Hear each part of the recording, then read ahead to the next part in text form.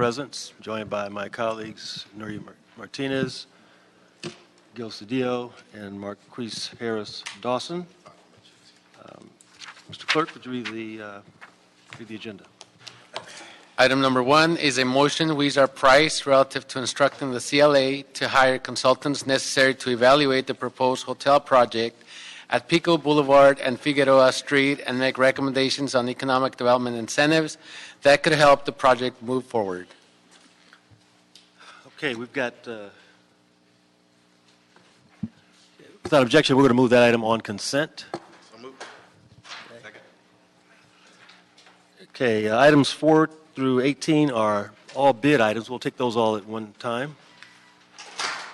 Mr. Clerk, can you read that item, and then we'll take some cards. You need me, I'm sorry, you want me to read items 4 through 18? Correct. Please. Item number 4 is a city clerk report and ordinance relative to the formation of the Encino Commons Business Improvement District.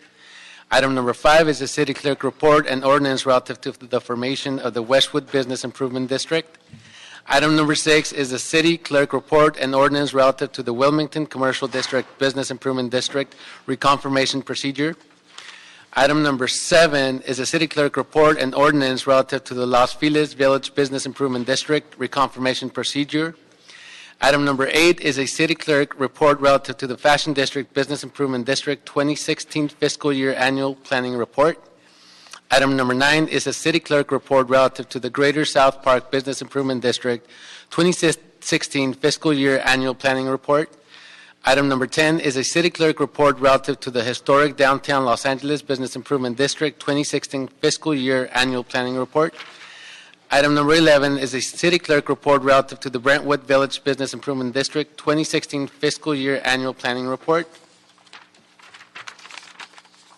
Item number 12 is a city clerk report relative to the Village at Sherman Oaks Business Improvement District 2016 fiscal year annual planning report.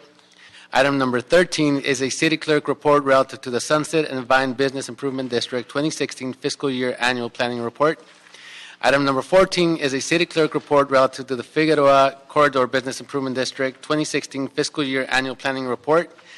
Item number 15 is a city clerk report relative to the Greater Leimert Park Village Crenshaw Corridor Business Improvement District 2016 fiscal year annual planning report. Item number 16 is a city clerk report relative to the Historic Old Town Canoga Park Business Improvement District 2016 fiscal year annual planning report. Item number 17 is a city clerk report relative to the Tarzana Safari Walk Business Improvement District 2016 fiscal year annual planning report. And item number 18 is a city clerk report relative to the Westchester Town Center Business Improvement District 2016 fiscal year annual planning report. Okay, thank you. We know the business improvement districts play an important role in our economic development. They are an important tool in the toolbox. We've got two speakers, Patricia McAllister and Tut Hayes. If you'll come up to the table, you have 1 minute, please. What number are you on? Is that number 1? 4 through 18. 4 through 18. Oh, 4 through 18. Now, we do have black people in this city. You know that, don't you? How is Brentwood and all of these neighborhoods? I don't see anywhere we see South Central. Where are your communities represented? Price, Harris, and your other buddy, Wesson. You black people are going to have to stand up. We're going to have to send some militants in here to talk to you. When we vote for you to represent us, not Hispanics, not illegal aliens, not white people, not Chinese, black people.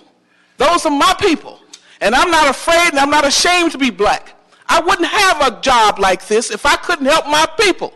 You're sold out big time. When your people land across the freeways, where do you have the black community with their economic development district? Where is that? And I want to speak on number 3. You said 4 through. Don't forget 3 because I want to talk about that. I'm asking you a question, Price and Harris. You're we don't need no more Uncle Toms. We need some men up in here, some black men. Thank you for your comments. Mr. Tutt. This is public comment. Correct. On items 4 through 18. I'm a one-note man. I don't roam all over the place often. It's about the Crenshaw train. The North Shore train is like the Long Beach train. It's at grade. It goes up and down 5 times before it reaches its destination, which is only Imperial Highway, not the airport. But the Long Beach train has an incredible historical history. It has been designated over and over again by the deadliest railroad in the world, in America. That's because it runs at grade. The safety advisor for MTA points out if you have people cross the tracks, pedestrians, if you have people drive across the tracks, you're going to kill them. Your job, you 3 people whom the lady just spoke of, is to get that train underground its entire route. All right, thank you. Any other comments? Members, without objection, we'll take items 4 through 18 on consent. Next, Mr. Clerk. Item number 2 is a city administrative officer report relative to public-private financing options for the Los Angeles Convention Center expansion project. Okay. Mr. CAO, you want to join us at the table?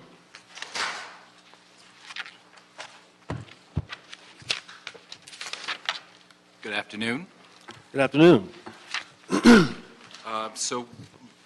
My office has issued 2 reports recommending P3 strategy for the convention center. The first report was issued at the end of the last calendar year. The latest report was issued last week.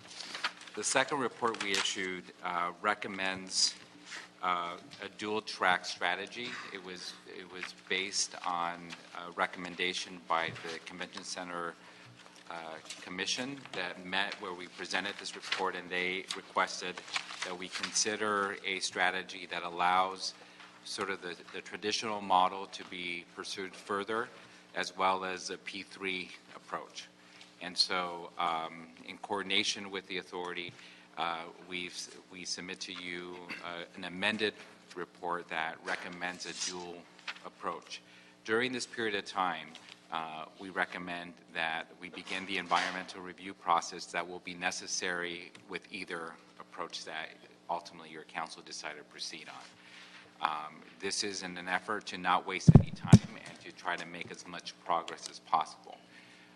In addition to that, we're recommending that there be an independent analysis done on the construction estimates that have been prepared so far by Populous under the guidance of the Bureau of Engineering, so that we have a better sense of what the actual cost would be.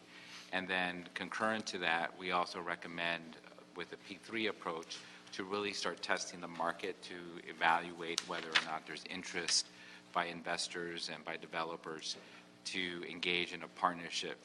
The goal here is to reach the same outcome, the outcome of a much more effective convention center that's responsive to the needs of those who visit it, as well as to increase opportunities for economic development in form of increased jobs, more revenue for the city, and to make it much more connected to the rest of the development that's taking place in South Park. So at this point in time, our recommendation is amended from the previous one from last issued at the end of the calendar year, is to proceed with the dual track approach. If your committee and council ultimately decide to move in this direction, then we hope to have more information on both strategies by the end of the fiscal year to help inform an ultimate decision on which way to go. Thank you. Anyone else? I would just add that there might be some, if it's the direction of the committee to go down the dual path approach as we presented in our supplemental report, we have some technical corrections to the recommendations. If when that time comes, I could read into the record. All right.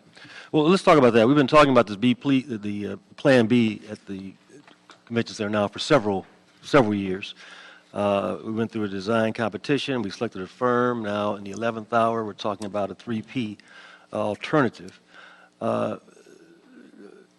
CAO, your report states that pursuing a 3P will not delay the project, but I think experience shows that, with the business case, or RFQ, or RFP, selection of the bidder, drafting of documents, it could take more than 18 months.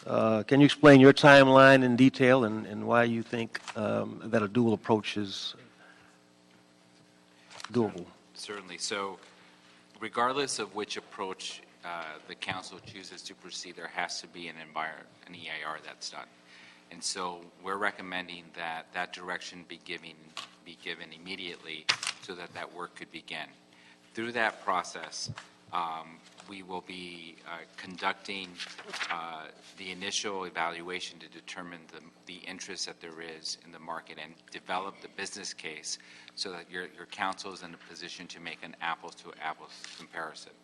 When you align the time frame that is under the traditional model against a time frame under P3, both of them will be working in tandem, and so no time will be lost if ultimately the council chooses to move forward with the traditional approach.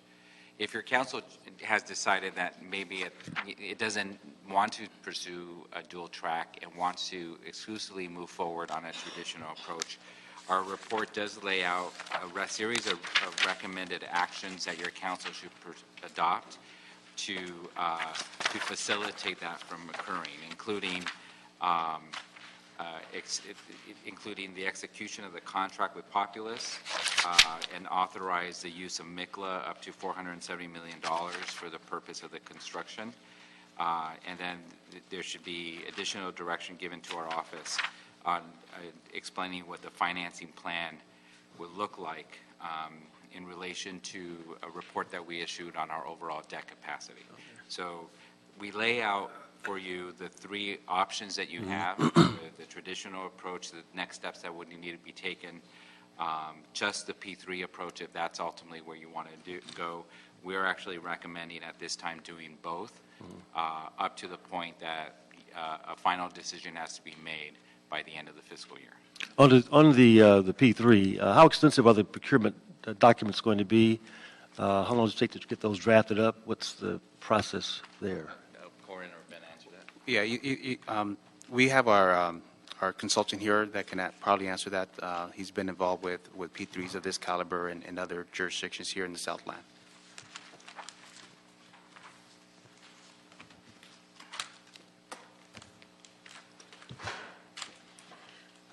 Talk about the degree of detail in the procurement documents and Yes. that process. Yes, my name is Ignacio Barandiaran. I'm a principal with the consulting firm Arup. Typically, the RFQ, RFP documents would lay out not only the process for procurement, but also would include attached to them all of the requirements in terms of all of the technical requirements of architectural design, performance specifications, operational requirements, and so on, as well as a draft of the eventual P3 contract, so that when you start the procurement process and you have the potential bidders at that point developing their proposals, they have a full understanding of what they're bidding against.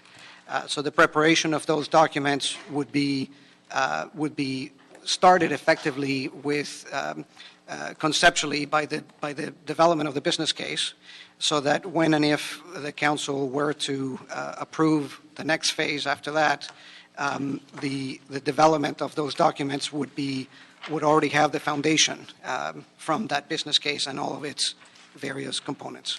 Mm-hmm. What land uses are intended in the P3 proposal? I'm sorry, What Land uses. What land uses? land uses. Yeah.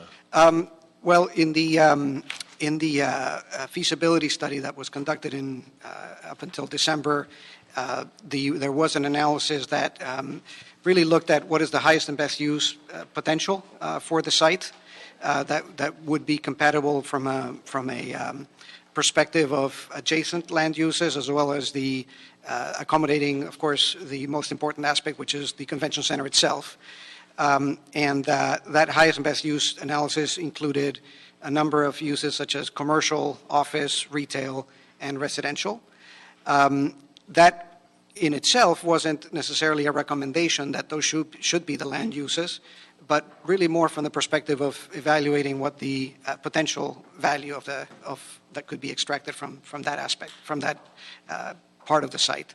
But the business case work, which would include, and I think it's explained in the report, would include development of a urban design studies that would be conducted with the planning department and Bureau of Engineering and in coordination with the CTD, would look at what would be the appropriate land uses that would be compatible with all of those aspects from policy as well as practical considerations for the site.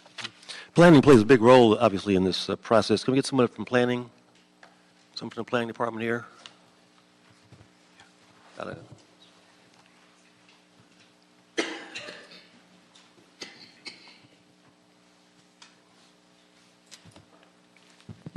Good afternoon. I'm Charlie Roush. I'm an Associate Zoning Administrator with the Planning Department of City Planning, and I'm also the manager of their major projects, the Citywide Projects Division.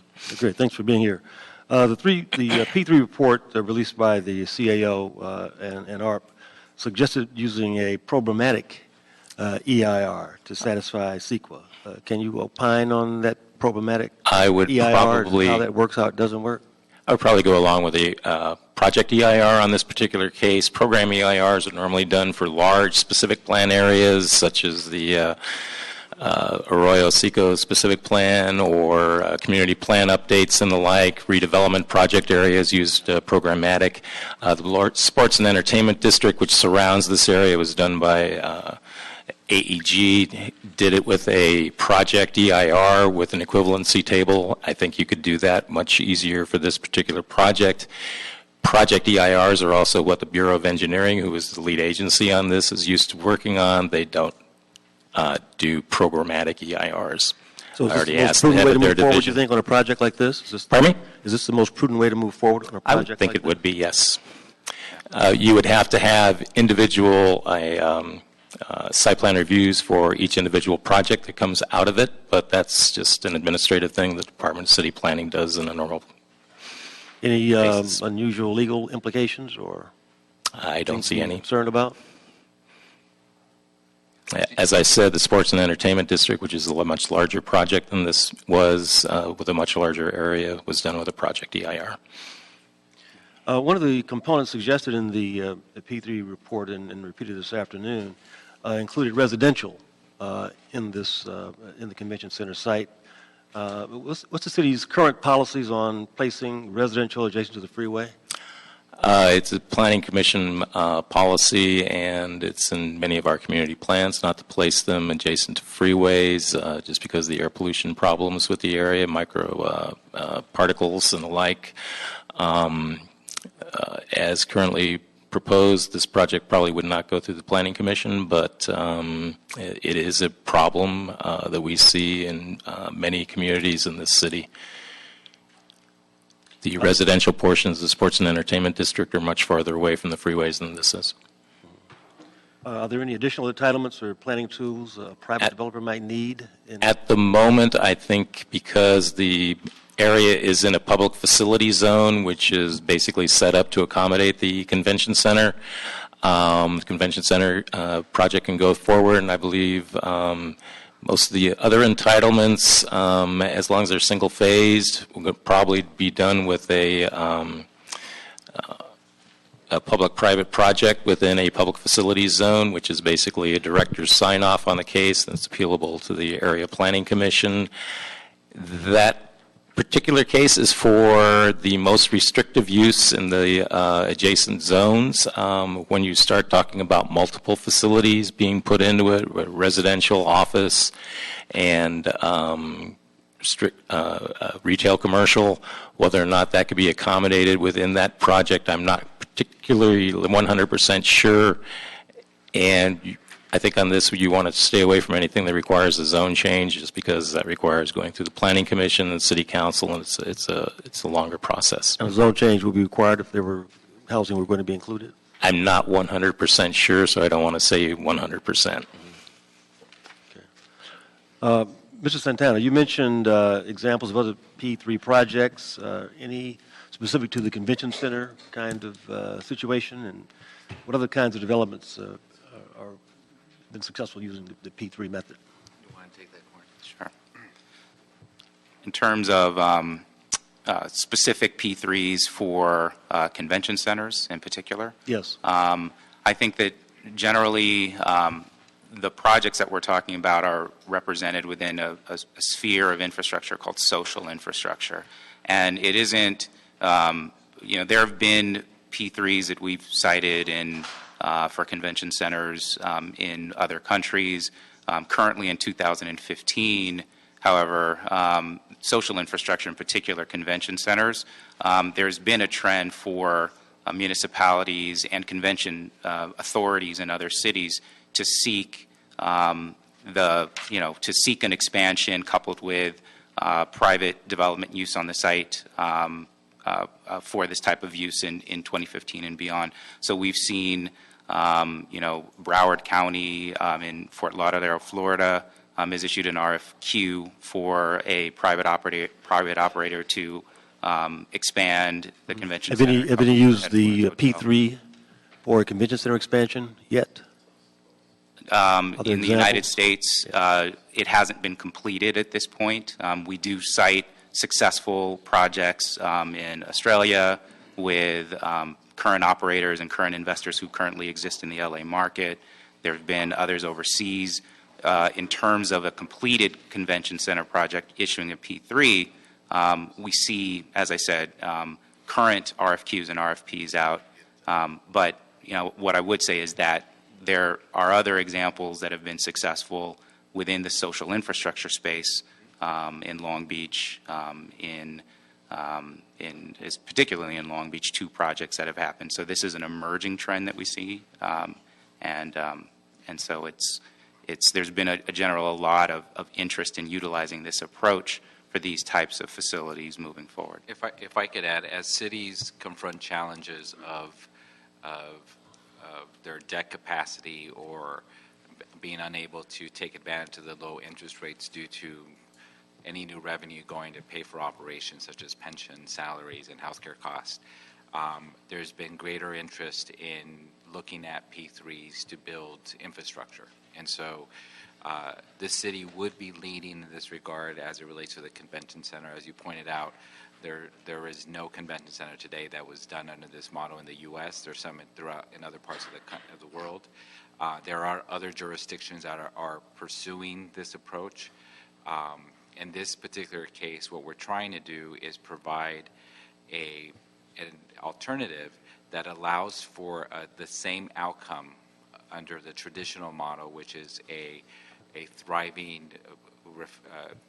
responsive convention center without having to impact the city's debt capacity, and doing it in a way that shares the risk with investors and also brings about greater economic development in a region that's already seeing a lot of organic activity. As it relates to the questions that were asked about the EIR process, we are in concurrence. We are recommending a project EIR, not a program EIR. Our amended report recommends that as a way of being consistent with what the planning department has laid out. And as far as the uses, this is really where we want the private sector to share with us what the best uses would be. It's sort of laying out what we would want to see in terms of job creation, in terms of economic growth, while at the same time being consistent with objectives that you have as a councilman of that district, but the city has overall. You mentioned concerns that if we finance this project in the traditional way, it's going to impact our 6% debt capacity. Mm-hmm. How was that determined? It's a self-imposed capacity. It's something that we've had for a long time as a way of guiding how much we borrow. It's something that's often referred to by our credit agencies as a strength of the cities, and that we have a responsible debt limit. And the city's sort of FICO score, if you will, is evaluated based on a number of factors. On the good side, plus side, is the fact that we have what they define a moderate level of debt. included in that assessment is also other liabilities. So we get dinged for the fact that we have a significant pension unfunded liability. We also have a number of legal liabilities, such as a litigation against the transfer, that get categorized under the same evaluation as our overall debt portfolio. And so what balances the negative is the fact that we maintain responsible levels of borrowing. And so this is a practice that the city has maintained. It's seen as a responsible way of managing our debt. The one problematic aspect of our debt today portfolio is the fact that we rely on our credit card significantly to buy things that aren't permanent. So we use our credit card to buy fire trucks, Tonka toys for the street services, and big equipment, when in fact to strengthen our sort of a fiscal responsible approach, we really should be limiting our credit card to build things. And unfortunately, because we've been unable to identify ongoing revenue through our budget for the large equipment, the apparatus that's necessary, we've had to rely on the credit card for that. So to the extent that there's any change to our policy, as we've issued our report separately, is to move away from using it for equipment and moving it to more capital, such as projects like the convention center. But that will be a challenge in light of our fiscal outlook overall. Yeah, well, some certainly feel that the convention center is not like a Tonka toy. It's a It's tangible asset that some suggest can generate up to $100 million a year for the city as an asset. Are there other projected uses of debt that could be financed through a P3? I mean, I understand your concern. You don't want to do it on the convention center. Some of us think that is an appropriate place to do it. But where else do you see a P3? Well, I actually agree with you that the use of our credit card for the convention center is appropriate because it is a capital investment. What I'm actually saying is that we should move away from using it what we're doing now, which is to buy equipment and start using it to build permanent infrastructure. And the convention center will certainly fall into that category. But to the extent that the city is looking at alternatives on capital investments, such as the plan to build around this campus, right? To look around the LA Mall, to look at the Parker Center and the available parcels around City Hall for future development. We think that looking at a P3 for those kinds of areas would be a good alternative. It's not feasible to do a P3 for equipment, but it is feasible to do it for the campus around City Hall as an example. Okay. Members, any questions? Mr. Cedillo. Mr. Chair, you and I share this incredible boundary around the convention center, and I think the first question is we have to ask ourselves why. Why are we in this conversation? What's the conversation about? And we need to construct a world-class, state-of-the-art convention center. Tourism is so integral to our economy. It drives large sectors of work for us, and we've seen the incredible success that's proximate to it, the AEG campus and all that it's become. And so I think that's the first question we need to ask. The other question then is, what's our strategy for it? And I think you're right to ask for a two-track approach with our review to figure out what's the best strategy. Is it a triple P, or is it for us to use our own credit card, as you say? I think we should be agnostic on either one and look to see what gets us the best result.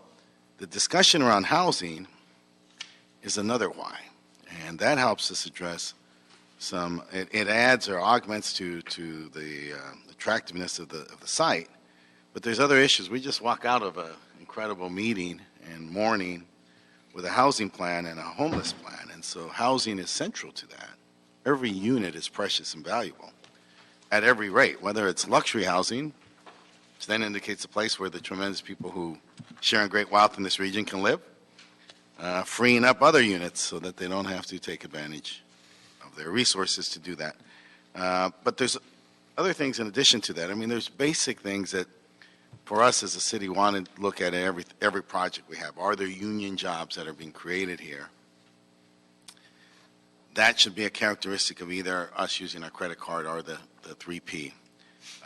Will there be revenue that can be taken from the housing that can be directed towards our affordable housing fund, right? Does that become a source, right? So we built this very elegant, attractive housing, much like we have at the Ritz-Carlton. We built that same type of housing, but then that becomes a revenue stream for other housing throughout the area. I will say to you, with respect to building housing near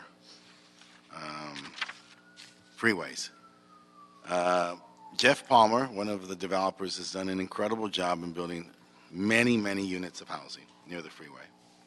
There are protocols from the state that guide that. His mitigations create a scenario around his buildings that are equivalent to the standards that are maintained by our hospitals in terms of the ambient air, the particulate matters, the filters that are used, the strategic placement of landscaping, the strategic placement of walls and barriers, sound walls and other barriers. So he creates housing next to freeways, and I also live on the freeway. And so I will say to you, with double pane windows, with landscaping, sound walls, it seems to fall within the protocols that have been established by a particular letter from the state and approved by others. So I don't,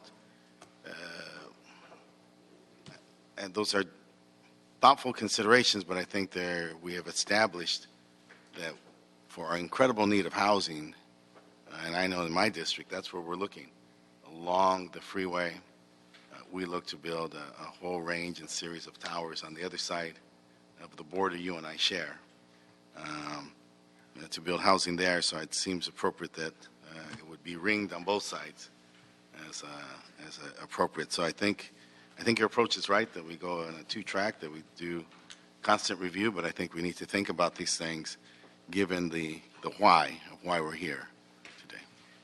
Yeah, well, I certainly want to get the additional comments, but let me just be clear. I certainly am supportive of moving forward with the discussion. I just do not think housing is appropriate in this setting, as in the entertainment sports district. I don't think it's good planning, and so I certainly cannot support the business case that includes housing. I think that we have to do it in a different way. Mr. Christos? Thank you so much, Mr. Chair. A few questions that might expose my naivete, but this proposal raises a big red flag for me. Just before I got on the council, the government leased to USC the Memorial Coliseum for longer than I'm going to be alive. And shortly after I was sworn in, we made an agreement to sell an airport to the city of Ontario, something that we can't replace or get back. And now I see a public-private partnership in which it's not entirely clear to me what the investor gets when they invest. What do they get in? Do they just get the proceeds? Do they get a share of the proceeds, or do they get control? I see here that sort of broad statements about we're going to turn it over to the investor to decide what it should be.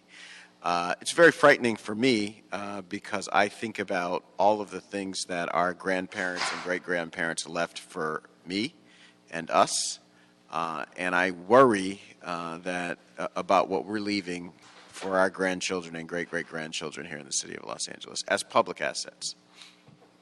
If I could respond to that, I think the most important part of this process is the fact that we're still the client. You as the council as a client, you get to decide whether you want to engage in this partnership. What we're establishing is a process, a competitive process, to bring about the best proposal so that we could essentially get our cake and eat it too, which is have a state-of-the-art convention center that's linked to a vibrant community that produces jobs and revenue for the city. And when people go to the convention center, they don't know today who runs it. It's not run by city employees. There's a management team that oversees a contract that is managed by AEG.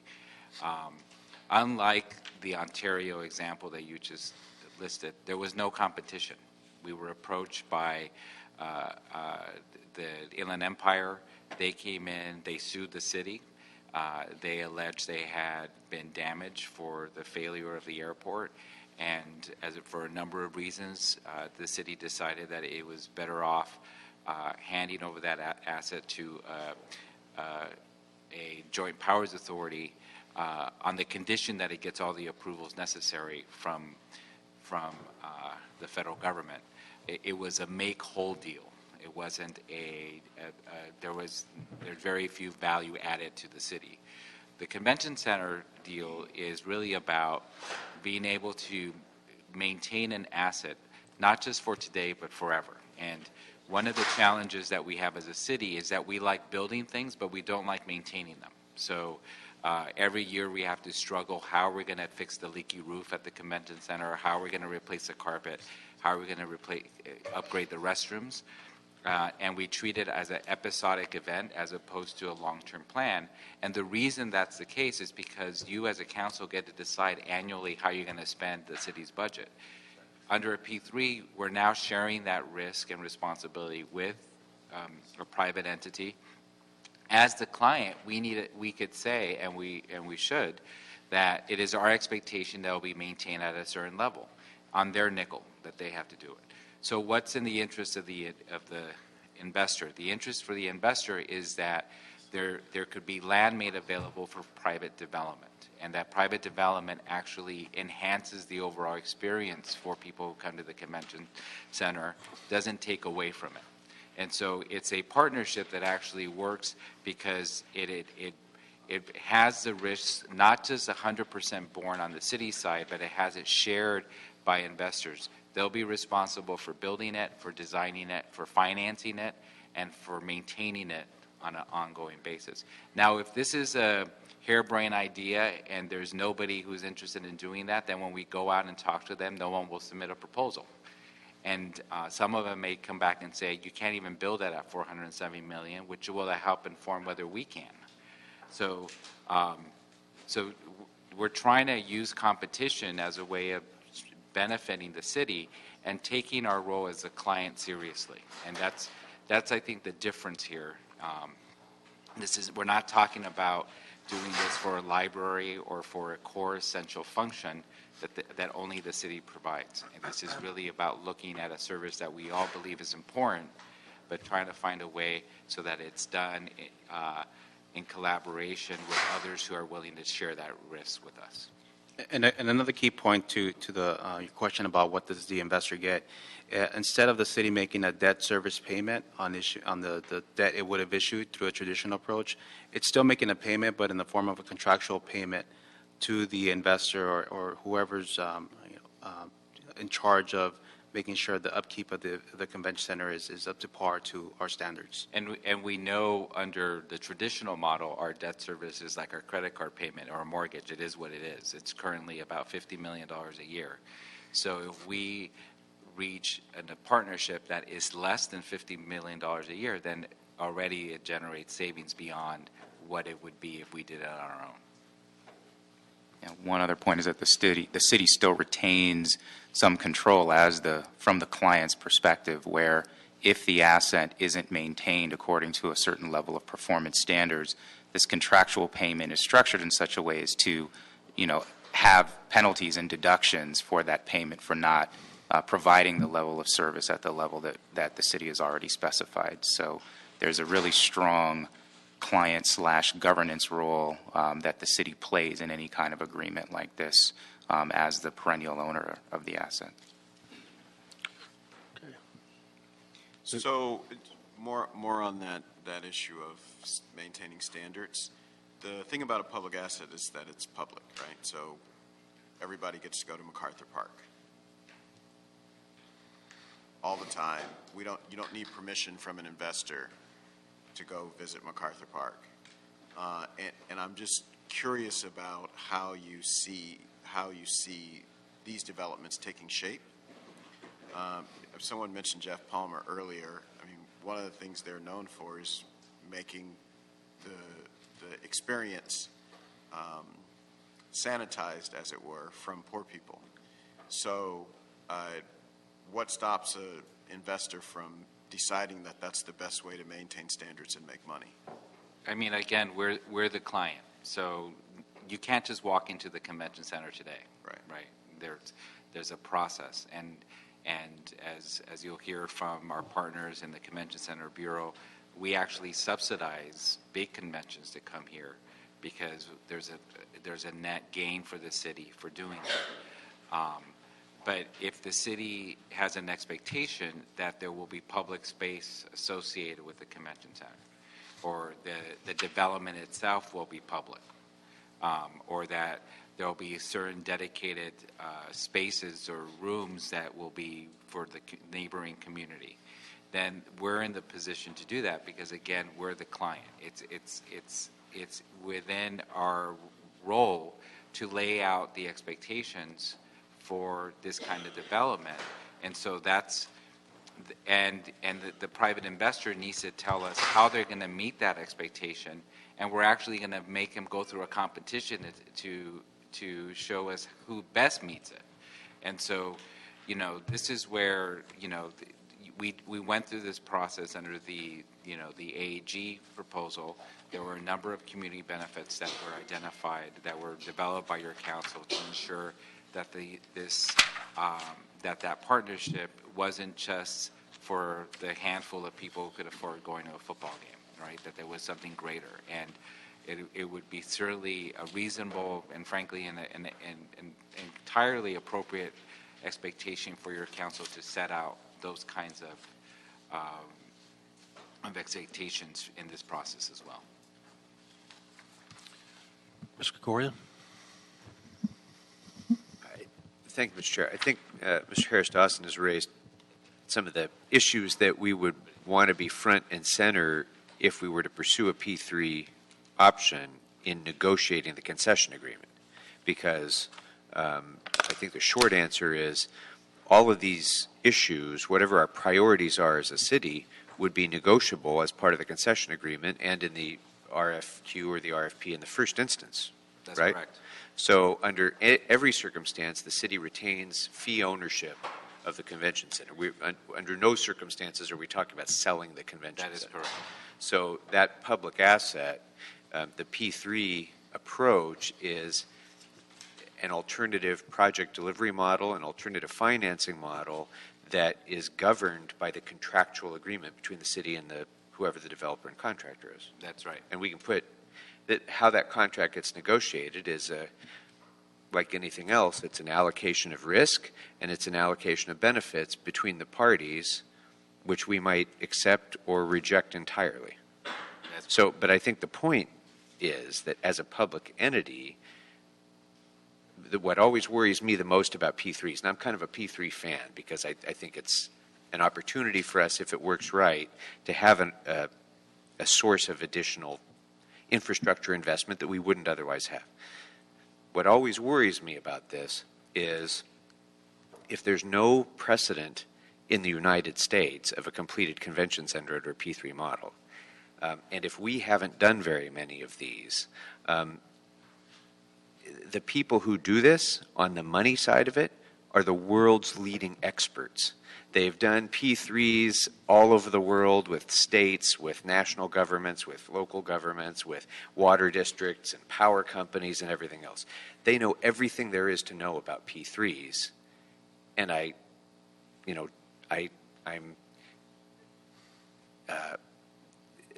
concerned about entering into negotiations with people who are the best at what they do in the whole world when we're not. That's the only thing that concerns me. So I think, and which is, I have great confidence in the CAO's office in negotiations, but it just does kind of signal the need that we have to be, excruciatingly careful about what goes into that concession agreement and how our consultants and our analysts analyze that and review it. So that brings me to my concern about this.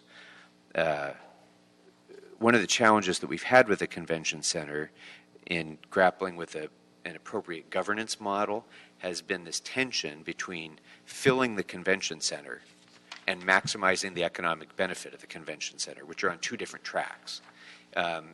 We can fill it every day with shows that add nothing to our local economy, or almost nothing.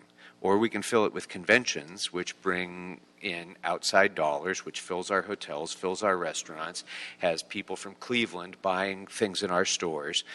That's what drives the economic benefit of having a convention center, not shows, frankly.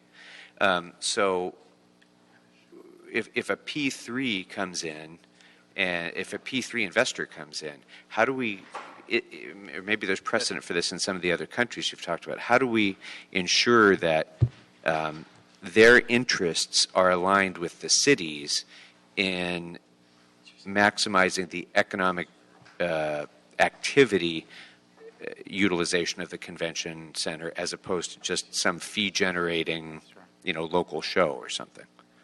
I think the short answer to that is in all of the conversations that we've had about this structure, we've gotten the feedback that the governance structure of how the convention center is currently operating will remain intact. So you have the tourism board that is in charge of booking citywide conventions, exactly as you stated, that will bring in and expand the number of room nights and add to the economic benefit. So we're not proposing that governance structure change at all. So whoever we partner with has to accept that as a given, has to accept the way in which the convention center is utilized today under the terms that are managed by the board. And so their role would be in the day-to-day management, the day-to-day presumably? management potentially, but also in the actual, the reason why an investor would want to do this because it provides them an opportunity for development. And so linking those two is what makes this potentially successful. Right. But in terms of changing the mission of the convention center, the mission that your council has been trying to enhance over the last several years, that will be maintained, and that is established as one of the non-starters for the city, because at the end of the day, it is a convention center. Okay. So under what we anticipate to be the business model, the return on investment comes in the non-convention center development Correct. part of the project, Right. not in the operation or booking of the convention center That is itself. correct. And at the end of the day, it benefits the city because it results in property tax for the city, converting that space to private use. It results in increased sales tax and other taxes potentially as a result of creating opportunities for private development. Okay. Mr. Chair, I think the dual track approach that you're proposing makes good sense. Some of these questions are probably premature until it comes back and we have deeper discussion, but I appreciate getting the heads up about it now.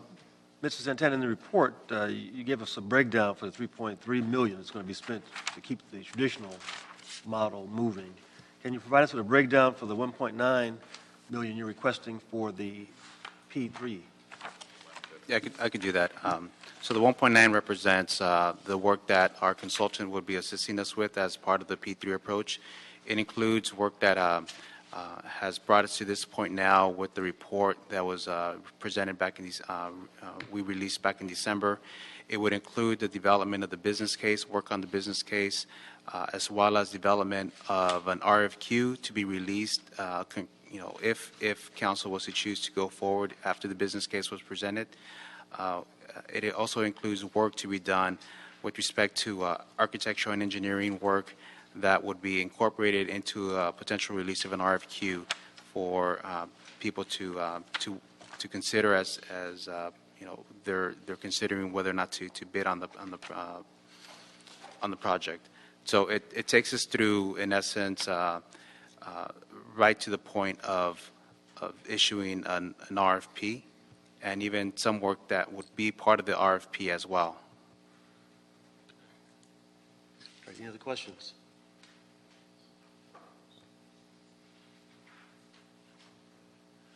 How much in funding is required to get us through the business case portion? For the business case, well, we think we need the 1.9 to get us to the business case, because we would like, so that we don't lose any time in as we present the business case. We want to also get started on whatever documentation would be needed to release an RFQ at the same time, so that if council says go forward with the P3 after the business case is presented, we don't lose any time as far as releasing an RFQ to developers. And what we're asking for is the authority for an up to amount, so up to 1.9. And of course, us being the CAO, we would work very expeditiously and judiciously to make sure that that amount was not overspent. Again, it's being sensitive to your issue of not delaying, because if we not proceed on developing the RFP, then should your council decide to move forward, then there'll be a period of time, a lull, to be able to start drafting the RFP. Yeah, well, I think time is of the essence. We don't want to let time slip if we don't have to. We agree. Any other concerns? Okay, members, I'm going to recommend that we approve recommendations 1 through 8 and 10 through 14 and the February 4th CAO's report. That we amend recommendation 9 to the following. That we authorize the CAO, with the assistance of its P3 advisor, ARP Advisory, CLA, the CTD, and BOE, to proceed with the detailed development of a business case for a design, build, finance, operate, maintain, procurement, integrated with a real estate development component for the project, inclusive of architectural and engineering services in support of the business case, with consulting services up to $1.9 million to be paid from the Capital Finance Administration Fund. B, the business case documentation will ensure that the city's policies concerning convention center design, operations, and maintenance enhance priority convention uses and event experience, efficiency, and flexibility, and the city maintains a design control to ensure implementation of these policies. The business case documents project description will prohibit residential uses, and the business case will affirm the city's booking policy with a priority on citywide events that attract out-of-town visitors. 3, direct the CAO to report back to the committee once the business case has been developed and prior to issuing an RFQ or RFP for the P3.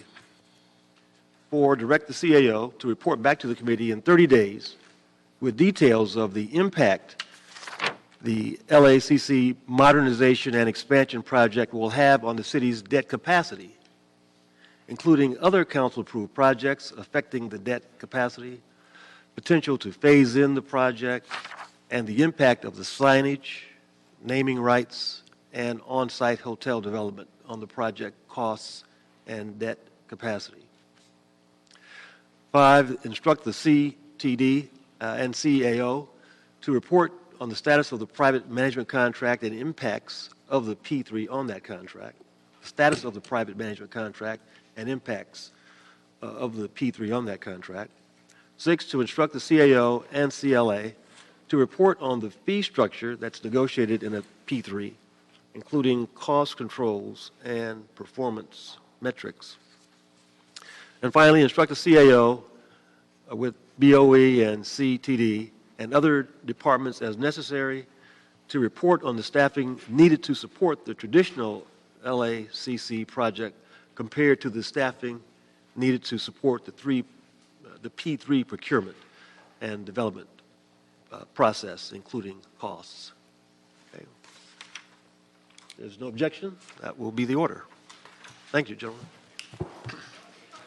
I've got some cards here. Okay.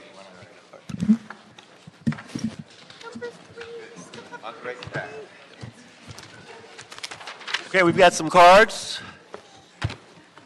on this item before we go to our last item. Mr. John Howland and Tut Hayes. Point of order, Mr. Chair. You Yes. don't have a quorum. I think, No quorum. I think we got a quorum for your comments, sir. I beg your pardon? I think we have a quorum for your comments.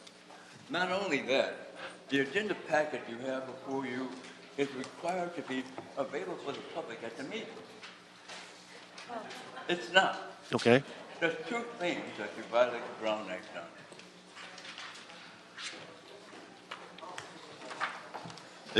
If your city attorney is adept in these areas, he can tell you you're violating the law, which is a misdemeanor. The convention center, when you get through chit-chatting, may I begin? Yes, sir. Perhaps you can restart my time. Please continue. The convention center is a interesting industrial complex with the pipes and the steel girders, and there should be somebody responsible for that design. It's not attractive. It doesn't look well. One thing you might consider is that there are many tall buildings that are going in around the convention center. Finally, some hotels, which are desperately needed, and other things. So even if the convention center is a marvelously designed architectural site, it might be obscured by the new developments coming in the area. Mm-hmm. So keep that in mind. Okay. Thank you. Okay? Thank you for your comments. May I see the agenda packet, please? There should be one in the back. Yes, sir. Pat McAllister. Ms. McAllister. Item 3. Yes, item 3. This is, this Economic Workforce Development Department, it is racist. It is racist. You say you want to have them fund small businesses and loans and major projects, special projects. Let's be specific. What major projects? What special project? You go to, they are racist. You go to the one on Wilshire and, right there on Wilshire and Bixel. Over there, they don't even hire black people. They hire Mexicans, illegal aliens. I don't even think they have a white person in there. And Asians. It's called the Asian Pacific, right over there. And they don't help black people. And another thing, your aides here, sir, we got some black women love to have those jobs. Every time I see you, you got a Mexican or some kind of other non-black around you. Everything you do is supposed to be black. We put you in office. This Mexican woman they all have naked, clothes so tight about to burst out of them. Hire some black women to follow you around. They need that training. Thank you. Okay, Mr. Clerk, would you read item 3, please? Item number 3 is an Economic and Workforce Development Department report relative to proposed guidelines and financing terms to allow EWDD to allocate Section 108 funding for small business loans, major projects, and special projects, and an update on efforts to create a citywide economic development plan. This item was heard on January 26, 2016 at the Ad Hoc and Comprehensive Job Creation Plan Committee. All right, we're pleased to welcome the GM for Economic Development, EWDD, I should say, the Honorable Jan Perry and team.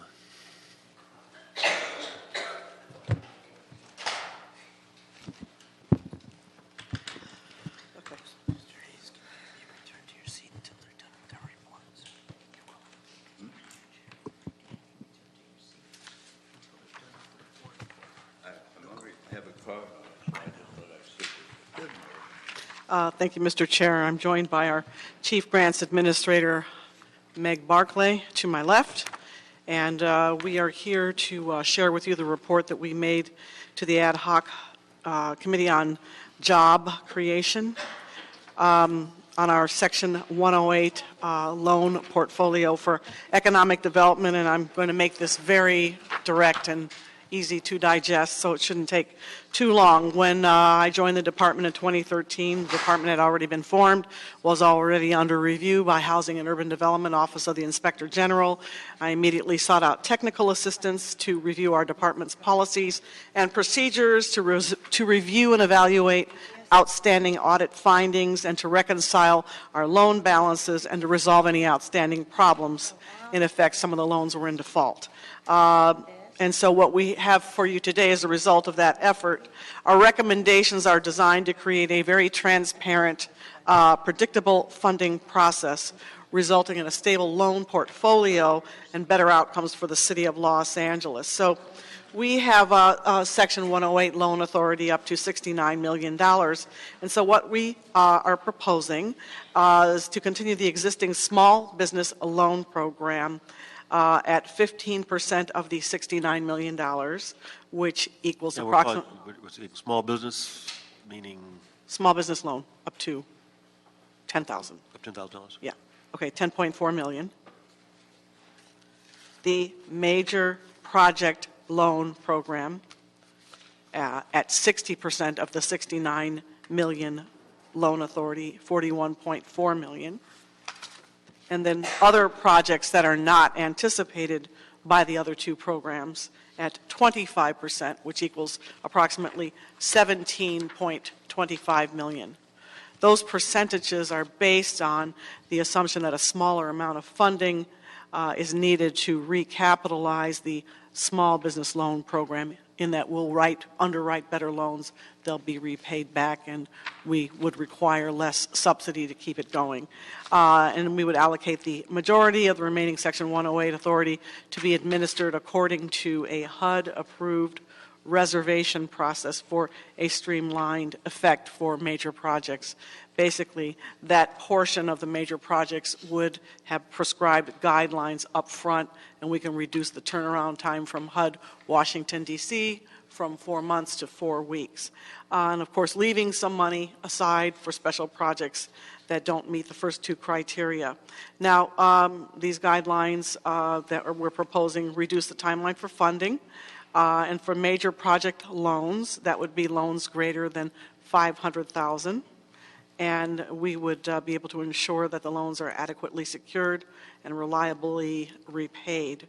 The timeline reductions would be achieved by administering the major project loans according to the master application or the reservation that allows for expedited approval from HUD. That would work pretty simply in that we apply, or EWDD applies to HUD for the reservation with a description of program criteria and financing guidelines as indicated in this report. Now, once approved, the loan applications that meet those criteria can be approved by HUD local without requiring individual approval from HUD headquarters in Washington, D.C., as it is currently required. So that should speed things up at least a month, huh? What's the... Well, from 4 months down to a month. Yeah.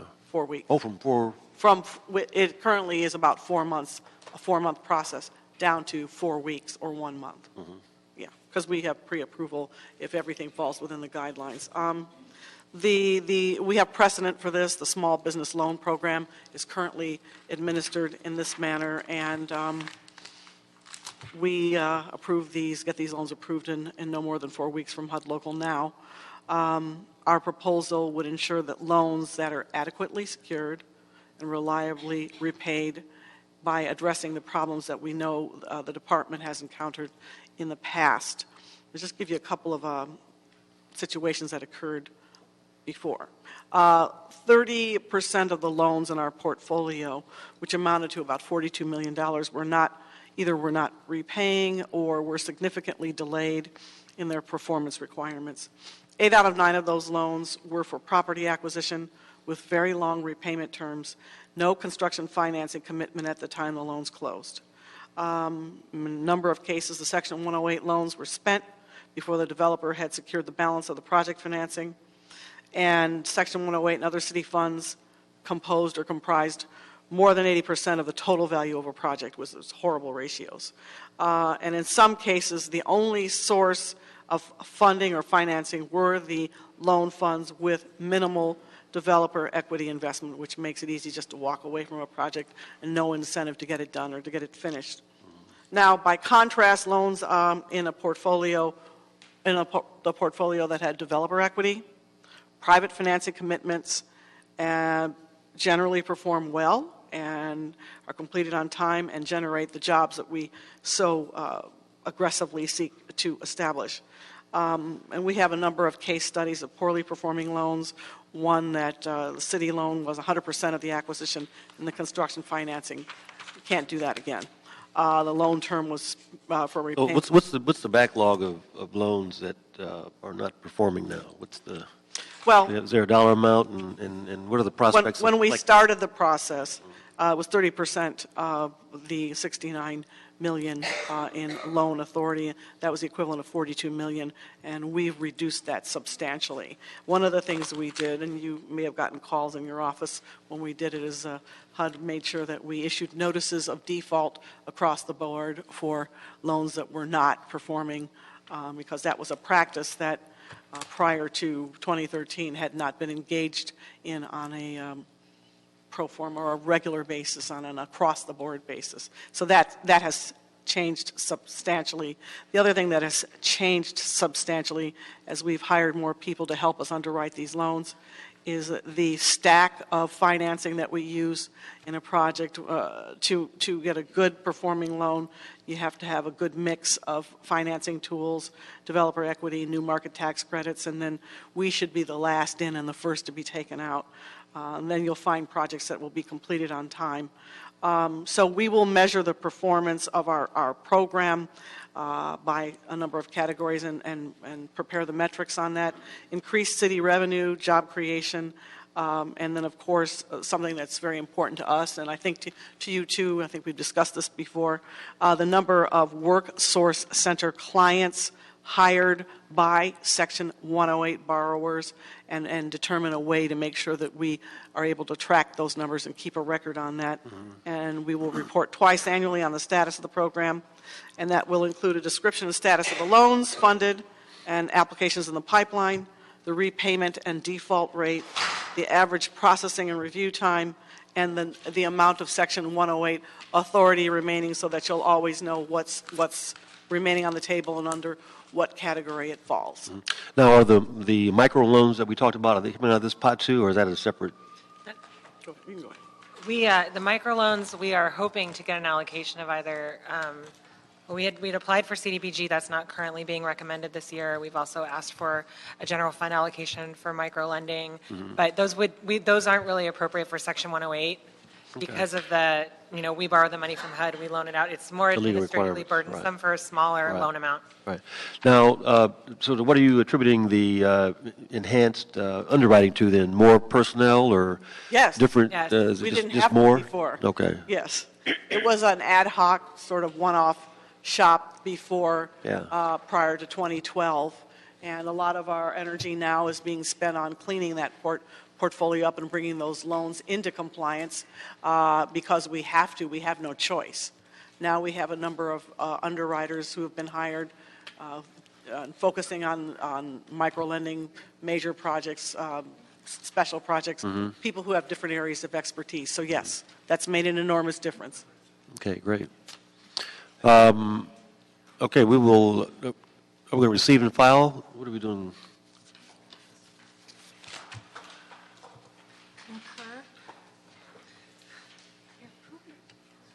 Okay, we're going to concur with the ad hoc Thank you. Jobs Committee. Thank you for your report and keep up the good work. Just one question. Yes. Just so I'm clear, I know that you had expressed an interest in having some language about developers hiring through our work source centers.